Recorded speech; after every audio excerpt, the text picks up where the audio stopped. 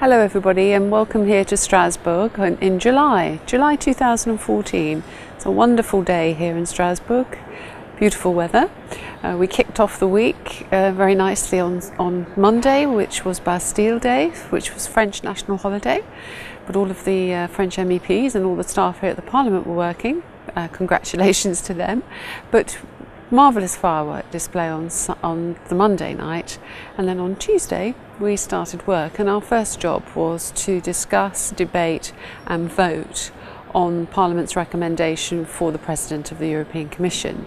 And as you will be aware from the UK press, we only have one candidate, Mr Juncker. And you know that Mr Cameron, our Prime Minister, had opposed Mr Juncker, and as time went on his allies gradually peeled away, and in the end it was only he and Mr Orbán, the Prime Minister of Hungary, who were in effect against. This was a great shame, but it was very interesting because you will see, of course, in the paper that Juncker was elected, but he wasn't elected by a massive majority. He needed a majority of 367 and he only got 422. Now that's not a huge majority when you think that there are 751 MEPs. Only 422 voted for him. So I take that as an encouraging sign, actually, that in this Parliament we are going to be able to perhaps break that power base of the Socialists and the EPP. And it's particularly striking where we have a leader of the EPP who is from Germany. We have a socialist president of the European Parliament from Germany, and there's already quite clear indications that they're working together in a way that we perhaps would not expect and would not like. But there are also clear indications that some of their own members are not so very happy with this, and things I think will develop and will change a little bit. So there we have it. We have Mr Juncker clearly going forward as President of the Commission, and now we have to decide on the new commissioners. So it was very interesting for us here in Strasbourg on Tuesday to get the news that the British recommendation for Commissioner was going to be Lord Hill. There was a lot of Lord Hill, who's that? Most people have not heard of Lord Hill. I certainly don't know him, I've never met him, and he wasn't really, I wouldn't have put him on my betting list for the job. Having said that, I have an open mind. I don't think it's always the big names who are the best. He may well turn out to be a fantastic choice. I'm reserving my judgment until I've met him and see what he's like. There will be no decisions on the commissioners, the individual commissioners, until the autumn, when Parliament will be able to interview. We have what we call a hearing, and we'll be able to vote as to whether we approve of the Member States' proposals for commissioners or not. So it'll be interesting to hear some of your views. I'm sure you'll be emailing me as usual to let me know what you think. Another little interesting thing that's happened this week, and I'm going to use this as a bit of an illustration about how Europe works, because most of the feedback I get to this blog is people like it because it gives them perhaps a bit more of a view on how things work around here.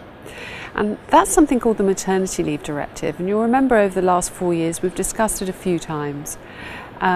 It passed through Parliament and we were told that we would have a mandatory 20 weeks maternity leave. Paid, fully paid, across Europe. We Conservatives voted against because we don't believe that that's a European competence, it's creep. The only reason why Europe should be legislating on pregnant women is about their health and safety at work, which is a European competence, not about their terms and conditions, which is effectively what pay is. But the European Parliament decided in 2011 that it was a good idea and that we should go for this blanket approach. We've always opposed it. It has never become law because the Council, led by the UK, have blocked it. There have been repeated attempts to bring it back, and this week the Italian presidency, who have just taken over, announced that they would like to broker a deal. But the Commission, who have the right to do this, have said no. This has been hanging around for so long, we just want to get rid of it, we're going to withdraw the whole proposal, so it will not happen. So this is an interesting fight now, which goes on between the Italian presidency and the Commission. And the Parliament, well, we're just onlookers because we have a stated position, albeit I don't agree with it, but we do have a stated position as a Parliament. So we had a big debate last night, and it brought out all of those issues around Europe which we find so fascinating. I was making the point that I don't believe that the maternity leave directive should go through because I believe in flexibility. I absolutely believe in the right of women to have their jobs held open. I absolutely believe that there should be an element, women should be paid when they're on maternity leave. But I think that the UK process, which is much more flexible, which for the first 6 weeks, for example, gives us 90% of full pay, and then it goes on diminishing until you're entitled still to be on leave up until 52 weeks, but you don't get paid for that last 10. Now, that happens to suit me, that happens to suit the UK. Many MEPs here believe that it should be much more and that you should get 20 weeks full pay, but then you have to go back to work. So where's the flexibility in that for women? So we were being painted, we Conservatives, as being old-fashioned, not wanting to stand up for the rights of women. And I was trying to make the point that's not the case at all. Of course we support and we will protect women's rights, but we don't believe that Europe is the best place to do that.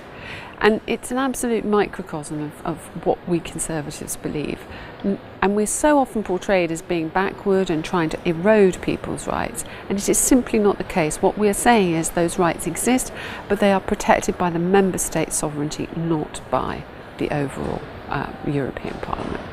So we're in the position now where we wait and see if the Commission will in fact go ahead with their proposal and withdraw.